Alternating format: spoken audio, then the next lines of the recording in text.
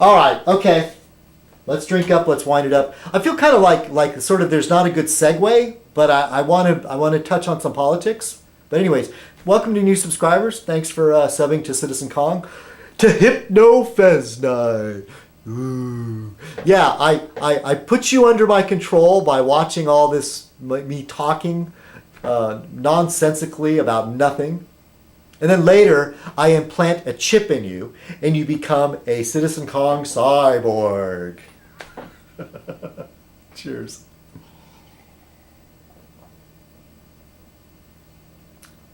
You must all be brainwashed. Nobody could really like this show. Right? Excuse me. Hey, it looks like I'm ready to polish off this whole bottle of cider. That's a big bottle, too. Here, should I chug some more?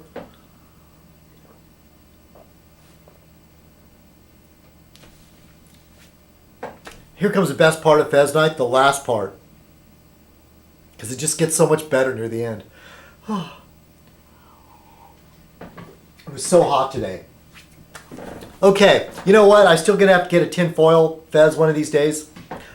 After all this, I'm worried that I forgot to turn the microphone on. Okay, it's on. It'd be nice if I had a little sound level thing on the bottom here. You're under my control. Hypno-Fez. I was thinking about doing this thing with a flashlight. Hypno-Fez.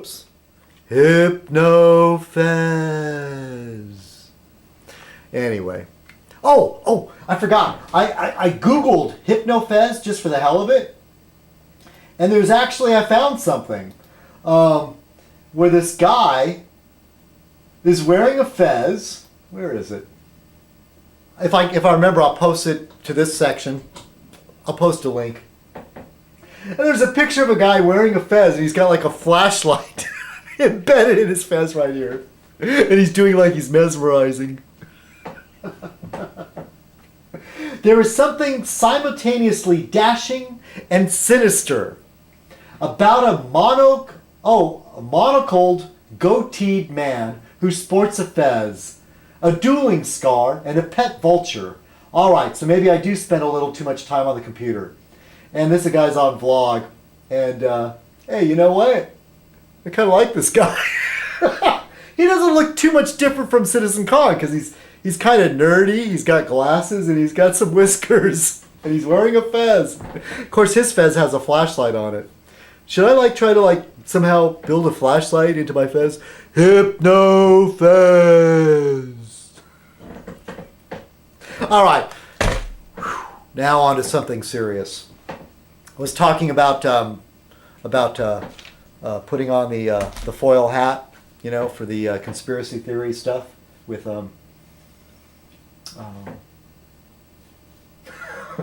There's other stuff on this page about fezzes. It's kind of weird. There's a cartoon down here called Speed Bump. And on these blogging, I don't understand all these blogging pages. I don't even understand how they work. Sometimes they're all different. Like you click on links and I don't quite get it. There's so much stuff on the web. You'll never see it all. You'll just never see it all. Just the porn alone, you'll never see it all. Believe me, I've tried. No, I'm just kidding. Just come on. So, excuse me. This great cartoon on here. It shows this naked guy standing behind a podium wearing a fez. This is what's wrong with the press. I want to talk about policy, and you only want to talk about why I'm standing here naked in a fez. Oh, there's so much gold out there. So, okay, on to the conspiracy stuff. Misanthropic's husband. I got on the phone with him. I was calling her, but he happened to pick up the phone. I said, oh, no. No. I'm on good terms with Misanthropic's husband. He's a great guy. And that's what makes my relationship with Misanthropic 66 such a because it's out in the open. Hey, I'm calling Misanthropic 66. Hey, what's up? And he answered the phone and he said, "Did you hear that thing about Bush's family buying up land?"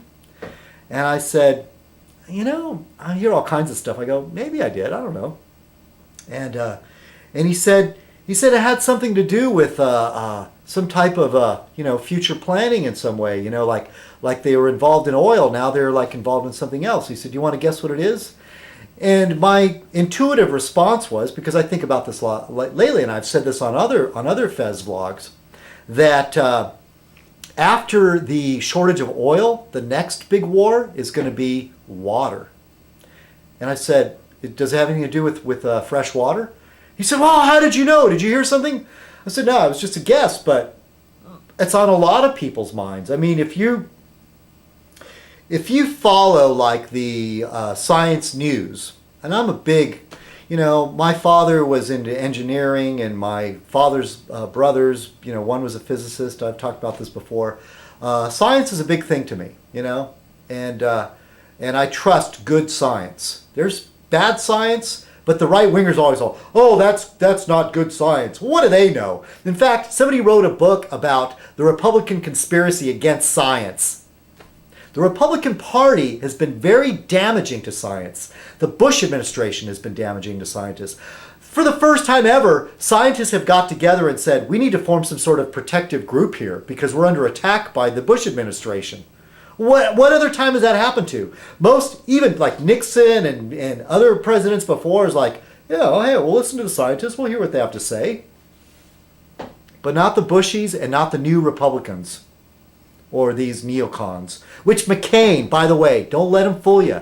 He's a neocon. If you look at his policies and what he stands for, he backs the neocon agenda. So if anybody voting for McCain, it's a vote for the continuing of the neocon agenda. All right, anyway. So I decided to Google Bush. This is what I Googled, Bush land grab. First I Googled Bush land grab. Then I Bush family land grab. And then I Googled Bush family water grab. The Bush land grab came up with this thing where they are buying up a ton of land, a big piece of land in oh, now I can't find it. I thought it was right here in front of me. Okay, where did you go? Aha! A big piece of land in Paraguay, South America. I mean, we're talking 98,840 acres of land in Chaco, Paraguay. Excuse my pronunciation. Paraguay. And I'll go down here. There's a quote here. Now these are rumors. It hasn't been firmly established that they actually bought the land. But, and I'll post a link to this page here, in case you're interested. But it's gotten the people in Argentina and some of these people excited down there. The story starts, Bush Paraguay land grab incites unease. The land grab project of U.S. President George W. Bush in Chaco, Paraguay, has generated considerable discomfort both politically and environmentally.